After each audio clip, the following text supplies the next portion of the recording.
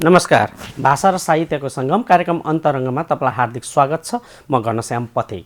भाषा त्यो माध्यम हो जसले समाजलाई जोड्ने काम गर्दछ र साहित्य समाजको ऐना हो जसले संसारलाई प्रतिबिम्बित गर्दछ। कार्यक्रम अन्तरङ्गमा हामी यिनै दुईवटा तत्त्वहरूको सेरोफेरोमा रहेर आफ्नो सृजना यात्रामा लागिरहनुभएका सर्जकसँग अन्तरङ्ग कुराकानी गर्ने गर्दछौँ। यसै क्रममा आज हामीसँग हुनुहुन्छ साहित्यकार रण काफ्ले। उहाँसँग अन्तरङ्ग कुराकानी गर्ने जमर्कोमा आज हामी जुटेका छौँ। कार्यक्रममा कुराकानी थाल्नुभन्दा पहिले प्रस्तुत गर्दैछौँ आजका हाम्रा अतिथिको व्यक्तिगत विवरण। सन् 1969 6 महिना 30 तारिकको दिन जन्मिनुभएका आजका हाम्रा अतिथि हाल भारतमा बस्दै आइरहनु भएको छ, आसाममा। उहाँको पिताको नाम जयबहादुर छेत्री हो भने माताको नाम पवित्र माया देवी रहेको छ। उहाँका प्रकाशित कृतिहरूमा मायाको बन्धन नेपाली उपन्यास सन् 2008, विस्फोट भएपछि नेपाली कथा सङ्ग्रह सन् 2011, कपिलीको बगरमा बटोलेका शब्दहरू नेपाली कविता सङ्ग्रह सन् 2012, हेमप्रेक असमिया उपन्यास सन् 2012 लगायत अहिले भर्खरै 15औं नम्बरमा रैथाने नेपाली उपन्यास उहाँको सन् 2022मा प्रकाशन भएको छ भनेपछि उहाँले अहिलेसम्ममा 15वटा कृतिहरू बजारमा ल्याइसक्नु भएको छ। पुरस्कारमा तिलमती भयवाद पुरस्कार सन् 2014, केशरदेव गिनिया देवी बजाज स्मृति सम्मान सन् 2015, कादम्बरी रघुवीर दयाल शर्मा स्मृति सम्मान सन् 2015 लगायत उहाँले 1.5 दर्जन जति मान सम्मान र पुरस्कार पनि प्राप्त गरिसक्नु भएको छ। हजुर, तपाईँहरूले आजका हाम्रा अतिथिको व्यक्तिगत विवरण थाहा पाइसक्नु भएको छ। अब भने हामी कुराकानीको क्रमलाई अगाडि बढाउँदैछौँ। यहाँलाई कार्यक्रममा स्वागत छ। नमस्ते। हजुर, आराम हुनुहुन्छ? आरामै भन्नुपर्छ। कसरी लेख्न सक्नुहुन्छ? यत्र 15-20 वटा कृतिहरू प्रकाशनमा आइसकेका छन्। यसको सठिक उत्तर सही तरिकाले भन्न अलिक गाह्रो नै पर्छ, किनकि व्यस्तताको बिचमा नेपाली भाषाको माया र यसको एउटा जुन हृदय एउटा स्पन्दनमा जुन एउटा ढकढकाउने एउटा चेतना हो, त्यही चेतनाको जागृतले नै सायद यो एउटा प्रेरक भएर केही एउटा शक्ति आफूमा आउँछ। त्यसैको प्रेरणाले नै यो मस्तिष्कमा केही लेख्ने शक्तिको आहरणले एउटा ताकतको बलमा एउटा आँट बनिएर शब्दले साहित्य सृजना हुन्छ जस्तो मलाई चाहिँ अड्कल हुने गर्छ। हजुर, अहिले भर्खरै रैथाने उपन्यास आएको छ, तपाईँले धरानमा पनि आएर विमोचन गर्नुभयो होइन? हजुर। कस्तो छ प्रारम्भिक प्रतिक्रिया? बहुत चाहिँ यस उपन्यास खास गरी अब यो उपन्यासको परिप्रेक्ष्यमा भन्नु हुँदाखेरि यो उपन्यास एउटा माटो र एउटा हाम्रो जुन भोगाई पीडाई बसाइको यो जुन रैथाने एउटा मनोभाव हो, एउटा सेन्टिमेन्ट भनौँ न, यो सेन्टिमेन्टको आधारमा बनिएको आफ्नै जीवन कथा भनेर मैले यसलाई सोचेको छु। र यो खास गरी मेरो मात्रै जीवन कथा नभएर यो भारतमा मात्रै नभएर जहीँ पनि विश्वको कुना कुनामा बसेर बसोबास गर्ने हामीहरूको जो गोर्खाली दाजुभाइहरू हो, उहाँहरू सबैको नै यस्तै खालको कथा होला भन्ने मैले अड्कल गरेको छु, जसलाई कि समकालीन साहित्य लिटरेरी एकाडेमी युनाइटेड किङडम बेलायतबाट यसको प्रकाशन भएको छ र उहाँले माया गरिदिनु भएको छ यसलाई प्रकाशन गरेर। र त्यस कुराले पनि म यो भन्न चाहन्छु र गत जनवरी महिनामा यसको विमोचन अनलाइन यो प्रक्रियाबाट यसको भएको थियो र लन्डनबाटै प्रकाशित विमोचन भएको प्रथम चाहिँ त्यसमा गर्नु भएन? असममा भयो। 17 फेब्रुअरी एका दिन कार्बी आङ्लङ मेरो जुन एउटा अटोनोमस काउन्सिलको क्षेत्र छ त्यसभित्रमा एउटा एथनिक फेस्टिभल छ जो कार्बी युथ फेस्टिभल भनिन्छ। त्यो कार्बी युथ फेस्टिभल चाहिँ वर्षमा एकचोटि भव्यताका साथ सम्पन्न हुन्छ र त्यो चाहिँ भाषा साहित्य संस्कृतिको कार्बी भाषाको उत्थानको लागि हो। तर पनि कार्बी आङ्लङमा यो पहिलोचोटि एउटा इतिहास जस्तो कार्बी आङ्लङ अटोनोमस काउन्सिलका सिएम भनिन्छ, मुख्य कार्यवाही उहाँ हुनुहुन्छ, चिफ। उहाँको बाहुलीबाट 17 फेब्रुअरीका दिन कार्बी युथ फेस्टिभलमा भव्य समारोहमा यस पुस्तकको विमोचन भएको हो। र यसलाई कतिको पठन संस्कृति छ असमतिर नेपाली साहित्यको? पाठकहरू कति हुनुहुन्छ होला? कतिको खोजी गर्नुहुन्छ पाठ्यपुस्तकहरू जो नेपाली साहित्यमा लेखिएका? पाठकहरू चाहिँ प्रशस्तै रुचि भएको देखिन्छ, तर बजार व्यवस्थाहरू नभएकाले गर्दाखेरि यो अलिकति यो विषय चाहिँ अलिकति सङ्कटकालीन अवस्थामै चलिरहेको जस्तो बुझिन्छ। भनेपछि बजार व्यवस्थापन नहुँदाखेरि पाठकहरू अझै त्यसबाट बन्नुपर्ने पाठकहरू वञ्चित भए जस्तो एउटा अनुभव भएको छ। र यसको पब्लिकेसन पनि हामीहरूको त्यस्तो खालको बृहत रूपमा त्यस्तो छैन, अनि त्यसलाई घर घर पुर्याउने खालको व्यवस्थाहरू यो छैन। विशेष गरी हाम्रो मान्छेहरू ग्रामीण क्षेत्रमा बसोबास गर्नेको कारणले गर्दाखेरि त्यसले गर्दाखेरि अहिले को अगाडिको भन्दा अगाडि जसरी बनारसबाट पोस्ट अफिसको माध्यमबाट गएर पुस्तकहरूको जुन पढ्ने चलनहरू थियो, हाम्रा हजुरबाहरू हाम्रा पिताजीहरूले जुन खालको एउटा प्रयास गर्नुहुन्थ्यो चिठीको माध्यमबाट पोस्टको माध्यमबाट, त्यसरी पोस्टको माध्यमबाट चिठी पोस्टलको द्वारा त्यसरी किताब मगाएर पढ्ने खालको र किताबहरूका पब्लिकेसनहरूले पनि त्यो क्षेत्रहरूमा पठाउने खालको यो एउटा जुन संस्कृति बनिएको थियो, यो संस्कृति चाहिँ अहिले अलिकति धेरै ओझेल परे जस्तो भइरहेको छ।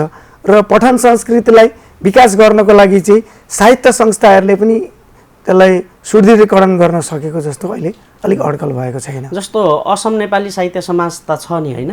असम नेपाली साहित्य सभा भन्ने संस्था छ, जो संस्थाको म पनि आजीवन सदस्य हो। र गत कालमा म हाम्रो जो क्षेत्र हो पश्चिम कार्बी आङ्ग्लङ भन्ने जुन कार्बी आङ्ग्लङ जिल्ला, अहिले हामीले पश्चिम कार्बी आङ्ग्लङ जिल्ला भनेर दोडा जिल्लामा दुईटै गऱ्यौँ, र अघिल्लो खेपमा हामी कार्बी आङ्ग्लङ जिल्ला समिति भन्ने थियो, र त्यस समितिको एउटा कार्यकालको दोडा कार्यकालको महासचिव र एउटा कार्यकालको अध्यक्ष पदमा पनि म त्यो साहित्य सभाले चाहिँ नेपाली साहित्यलाई अगाडि बढाउनको लागि अनि पाठकहरू बढाउनको लागि चाहिँ के कस्ता कार्यक्रमहरू गर्ने गर्छ? हामीले विशेष गरी पठन पाठनहरूमा धेरै जसो ध्यान दिएको छ, र त्यहाँको स्थानीय सरकारले जब पनि पाठ्य पुस्तकहरूको व्यवस्थाहरू गर्नुपर्ने हुन्छ, हाम्रो असम नेपाली साहित्य सभा संलग्न रहेर यो कामहरू सम्पन्न भएको हुन्छ। र अरू फुटकर जस्तै विभिन्न स्मृति ग्रन्थ, स्मारिका भए, अब यस्ता जुन साहित्यिक पत्रिका भए, विभिन्न लेखकहरूका ग्रन्थहरूलाई सामूहिक रूपमा एउटा प्लेटफर्म दिएर मञ्चले त्यसलाई विमोचन गर्ने, प्रेरणा दिने, सहयोग गर्ने, यस्तो खालको कामहरू हाम्रा ठुल्ठुला अधिवेशनहरू हुन्छन्, भानु जयन्तीहरू हुन्छन्, भाषा दिवसहरू हुन्छन्, त्यस्तो क्षेत्रमा यी सब कामहरू लगातार गरिरहेको छ। र पनि पाठकहरू बढिरहनु भएको छैन। पाठकहरू चाहिँ बढ्ने कुराहरूको क्षेत्रमा चाहिँ त्यही भनियो, एउटा कम्युनिकेसन ग्याप छ, जो उहाँहरू रुचि हुँदै पनि हामीहरू लेखकहरू उहाँहरू पाठकसम्म सामुन्यमा पुग्छु भन्ने खालको धारणा हुँदै पनि हामीमा त्यो एउटा अवरोध जुन हो, ग्याप्स जुन हो, त्यसलाई फिलअप गर्न चाहिँ कुनै पनि माध्यम त्यस्तो खालको देखिएको छैन। केले त्यो ग्याप राख्यो? केले त्यो एकदमै पाठकहरू समक्ष पुग्न सकिरहेको छैन? मलाई चाहिँ यस्तो लाग्यो, यो कुरामा चाहिँ यस्तो लाग्यो कि हामीले विशिष्ट व्यक्तिहरू नभेटेका होइन, जस्तै लीलबहादुर छेत्री जो पद्म पुरस्कारले विभूषित हुनुभयो कि उहाँको ग्रन्थहरूलाई अहिलेको जेनेरेसनको समकालीन साहित्यहरूलाई रुचि राख्ने जो पाठकहरू हो उहाँहरूले चाहेर पनि त्यो चिजहरू भेट्न सक्नु भएको छैन, किनभनेदेखि पब्लिकेसनहरू हामीहरूकोमा अभाव छ, जसले कि लगानी गरेर पुस्तककै माध्यमबाट एउटा व्यावसायिक तौरमा पनि म पुस्तकलाई नै लिएर केही गर्छु भन्ने खालका जो कमर्सियल पब्लिकेसनहरू हुन्छन्, त्यो पब्लिकेसनहरूको र बजार व्यवस्थाहरूको कुराहरूमा चाहिँ हामी धेरै नै तल छौँ जस्तो लाग्छ। अनि हामी मोबाइल सिस्टमको कुनै भ्राम्यमान त्यस्तो खालको व्यवस्थाहरू पनि हामीमा त्यो सम्पन्न भइसकेको छैन। कुनै हामी संस्थागत हिसाबले पनि भ्राम्यमान सिस्टममा जग्गा जग्गामा पुस्तक पठाएर पुस्तकको बारेमा चर्चा गरेर आलोचना गरेर पाठकलाई रुचि बनाउने खालका कामहरू गर्न अलिकति असमर्थ भइरहेका छौँ जस्तो मलाई अड्कल लाग्यो। हजुर, हामी विश्राममा जाउँ है। यति बेला भने विश्रामको बेला भएको छ, हामी विश्रामपछि पुनः उपस्थित हुनेछौँ।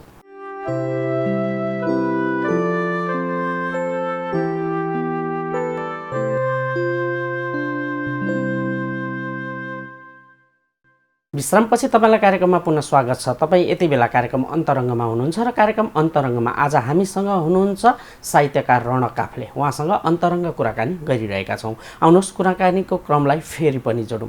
यहाँलाई पुनः स्वागत गरेँ। हजुर नमस्ते। अब असममा बसेर लेखिरहनु भएको छ, त्यहाँ पाठकहरू बढिरहनु भएको छैन, पाठक माझमा पुस्तक पुगिरहेको छैन भनेपछि अब तपाईँले लेखिरहेका पुस्तकहरूलाई नेपाली साहित्यमा नेपालतिरै अलिक बल गरेर पठाउने गर्नुहुन्छ अथवा अब अहिले त अब मोबाइलमा नै संसार आँटेको छ होइन, तर पनि अब पुस्तक त भौतिक चिज भयो, अब इन्टरनेटमा राख्ने अझै पनि राम्रोसँग सुरुवात भएको छैन होइन। त्यसले गर्दा तपाईँहरूले प्रकाशन गरेका पुस्तकहरू चाहिँ विशेषतः बढी कहाँ बिक्छन्? मलाई चाहिँ यस्तो लाग्छ व्यावसायिक तौरमा यदि पुस्तकलाई लिएर, जस्तै मैले म रैथानेकै कुरा भनौँ कि अब जस्तै मैले हालमा निकालेको रैथाने नै छ। अब यो रैथानेलाई कमर्सियल तरिकाले पब्लिकेसनको एउटा बलियो प्रस्तुतिमा यसलाई लिएर हिँड्नु भने सायद यो मार्केटिङमा कमी कतै पनि होला जस्तो मलाई लागेन। सकिन्छ हामीले, तर त्यही हो हाम्रो बजार व्यवस्था भनेको चाहिँ सबैभन्दा शक्तिशाली हो जस्तो लाग्छ। बङ्गाली साहित्यको छ, हिन्दी साहित्यको छ, आसामी साहित्यको छ, त्यसको तुलनामा हाम्रो नेपाली साहित्य चाहिँ विषयानमै छ र हामीले पुरै नेपाल, समग्र नेपाललाई नै मार्केटिङ हामीले भेट्न सक्छौँ। त दार्जिलिङ छ, सिक्किम छ, यी सब क्षेत्रहरू, हाम्रो आसाममा पनि पर्याप्त मात्रामा नेपाली भाषीहरू हुनुहुन्छ र पठन पाठनको कुरामा हिन्दी, हामी अनेपाली भाषिक क्षेत्र भए तापनि एक प्रकारले भन्न जानु हो भने असमलाई अनेपाली भाषिक क्षेत्र भनेर भन्न सकिन्छ, किनभने त्यो भाषिक तौरमा चाहिँ नेपाली भाषिक क्षेत्रै भन्न सकिएन। जसरी दार्जिलिङलाई भनिन्छ, नेपाललाई भनिन्छ हो कि, त्यस आधारले चाहिँ हामीले मात्रै, मेरै कुरा गर्दाखेरि पनि मैले क्लास 5बाट क्लास 10सम्मको एउटा सब्जेक्ट हिन्दी पढ्न मात्रै पाएको हो। मेरो फाउन्डेसन भनेको नेपाली भाषामा त्यही हो, तर त्यो हिन्दीको फाउन्डेसन हो, नेपालीको छैन। नेपाली हामीले मजाले बोली सुनिँदैन, नेपाली हामीले कल्चर मजाले देख्न पाइँदैन होइन। 1 किलोमिटरको अन्तरमा हामीहरूका भाषा त्यहाँ अलग अलग हुन्छन्। अब डिमासा भाषा, गारो भाषा हो कि, त्यस्तै खालको बोडो भाषा, स्थानीय कार्बी भाषा, यसरी जनजाति समूहको, अजनजातिहरूको समूहको बिचमा हामी दौडिँदै गर्दा, हुर्किँदै गर्दा, पढ्दै गर्दा, बढ्दै गर्दा विभिन्न भाषिक हाम्रो जिब्रो चाहिँ जताततै पल्टिरहेकै हुन्छ। बङ्गाली भाषामा एकछिन पल्ट्यो, एकछिन हिन्दी भाषामा पल्ट्यो होइन। यस्तै खालको बिचमा हामीले मातृभाषा चाहिँ जो नेपाली भाषा हो, यहाँ जस्तै गुरुङ, राई, मगरहरूको आफ्नो आफ्नो भाषा हो कि, उहाँ चाहिँ हामी यो जो पनि जति पनि वर्णको हो समग्रको भाषा चाहिँ नेपाली भाषा, त्यसलाई हामीले मातृभाषाको रूपमा मान्यौँ। कुनै बङ्गाली मान्छेले तपाईँको मातृभाषा के हो भनेर राई मान्छेलाई सोध्यो भने उसले नेपाली भाषा भनिदिन्छ होइन। म खसले भन्यो भने पनि अब त्यो नेपाली भाषा भनिदिन्छ। कोही यस्तै खालको अरूलाई सोधाइ गयो भने त्यसले त्यही नेपाली भाषा मातृभाषा भन्ने हुन्छ। अरूको माइन्डसेटमा पनि नेपाली भाषै हुन्छ। त्यस आधारले बनिएको यो नेपाली भाषा चाहिँ हामीहरूको चाहिँ मातृभाषा भएकाले गर्दाखेरि यसको धड्कन, स्पन्दनमा हामीहरूको भित्र यो चाहिँ उम्रिरहेको हुँदो रहेछ क्या जन्मगत हिसाबले। यही उम्राइको आधारले नै हामीले चाहिँ सिर्जनालाई अरूसँगको प्रेरणा, जो अग्रजहरू हुनुहुन्छ, मैले नाम लिनु भने धेरै हुनुहुन्छ, उहाँहरूको प्रेरणाले नै हामीलाई अलिकति उत्प्राय अनुप्राणित बनाइरहेको हुन्छ। त्यसकै ताकतले हामीले केही सृजना गर्नलाई कसिएका हुन्छौँ। अनि त्यो एउटा डर पनि छ हामीलाई भित्र। कस्तो खालको डर भने, यदि हामीले भाषै गुमायौँ भने, बिर्सिँदै गयौँ भने, संस्कृति बिर्सिँदै गयौँ भने हामीले हाम्रो अस्तित्व नै सक्छौँ भन्ने खालको एउटा डर पनि छ। जस्तो तपाईँहरू उहाँ बसेर, असममा बसेर नेपाली साहित्यलाई सेवा गरिरहनु भएको छ, लेखिरहनु भएको छ, पुस्तकहरू प्रकाशन गरिरहनु भएको छ, अनि नेपालमा हुने विभिन्न कार्यक्रमहरूमा तपाईँ त प्रायः आइरहनु पनि भएको छ। यसले गर्दा के देखिरहेको छ भने नेपाली साहित्यकारहरूको भनौँ न, असममा, दार्जिलिङमा, सिक्किममा बस्ने साहित्यकारहरूसँग जो नेपाली साहित्यलाई सेवा गरिरहनु भएको छ, उहाँहरूसँगको नेपाली साहित्यकारहरू, नेपालमा बस्ने साहित्यकारहरूसँगको सम्बन्ध एकदमै प्रगाढ देखिन्छ। सम्बन्ध मात्रै प्रगाढ हो कि तपाईँहरूका कृतिहरूलाई पनि उचित स्थान अथवा मुख्य धारमा नै राखेर हेर्नुहुन्छ यहाँका नेपालका साहित्यकारहरूले, अथवा केही त्यहाँ पनि केही खाडल छ कि छैन होला? मेरो आफ्नो विचारमा चाहिँ यो हामीले गौरव अनुभव गर्नुपर्छ।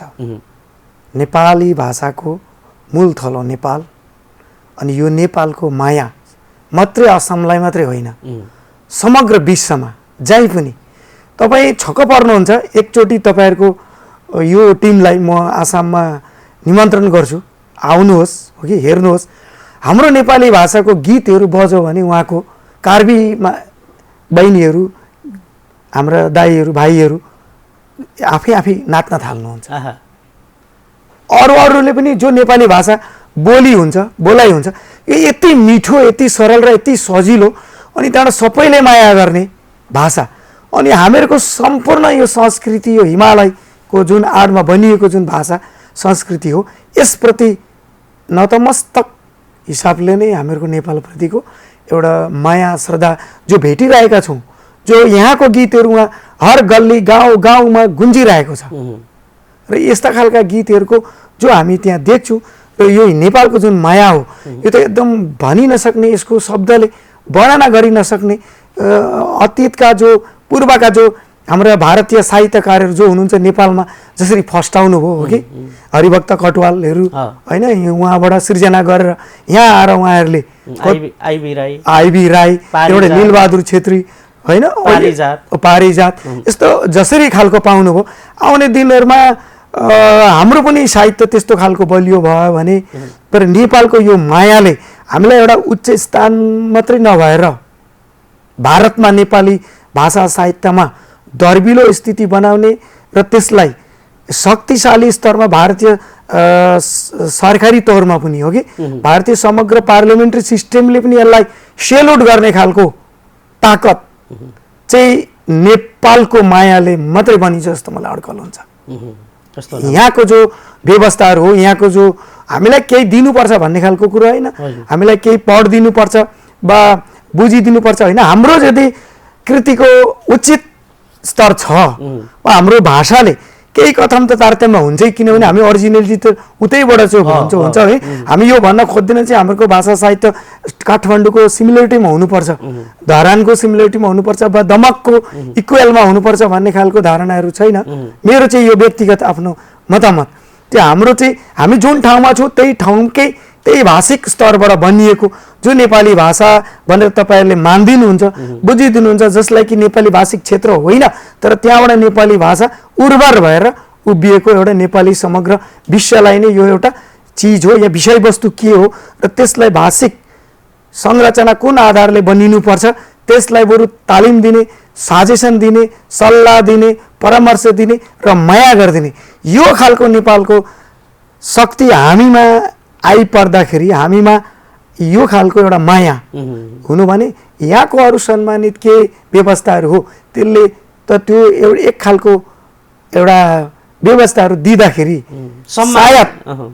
सायद नेपाली भाषालाई फस्टाउनलाई स्थानीय इकाइको जो हामीहरूको व्यवस्थाहरू छ उहाँहरूको माइन्डसेट बदलिन्छ, जसले गर्दाखेरि उहाँहरूले हामीलाई तपाईँको तपाईँले यस्तो कृति यहाँ भयो नेपाली साहित्यमा तपाईँले हाम्रो ठाउँमा सृजना गरेर होइन, हामी भारतमा, म अब कार्बी आङ्लोङको हो कि म एकजना स्रष्टा, हाम्रो जिल्लामा सबैले चिनिएको हुन्छ हो कि हामी असम साहित्य सभाको पनि म मूलभूत एउटा पश्चिम कार्बी आङ्लोङ जिल्लाको अध्यक्ष भइसकेको छु। त्यसको आधारले हामी साङ्गठनिक रूपमा पनि संलग्न रहेर केही काम गरिरहेकाले गर्दाखेरि भाषा असमिया, हिन्दी हो कि अरू बेङ्गोली भाषा, बोडो भाषा, कार्बी भाषा, डिमासा भाषा र गारो भाषा, यी भाषाहरूसँग चाहिँ हामीहरूको तालमेल भएर गएको छ र हामी एकरूपता लिएर हामी जान खोज्दैछौँ। उहाँहरूको पनि यस्तो इच्छा हुन्छ उहाँ स्थानीय भाषा हो तर मेरो भाषा पनि विश्वायनमा जाओस्। पक्कै पनि नेपाली साहित्यमा त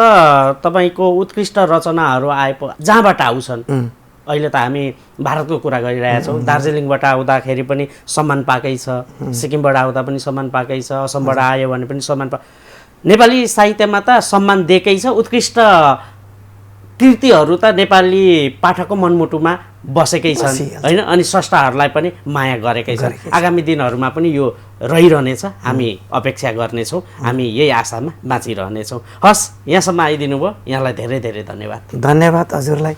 हजुर, कार्यक्रम अन्तरङ्गको लगभग समय अवधि आजको लागि सकिने लागेको छ। हामी अर्को हप्ता फेरि पनि नयाँ श्रृङ्खलामा नयाँ अतिथिको साथमा उपस्थित हुनेछौँ। तबसम्मको लागि कार्यक्रम अन्तरङ्ग तथा कार्यक्रम अन्तरङ्गका सम्पूर्ण युनिट बिदा चाहन्छौँ। हवस् त, नमस्कार।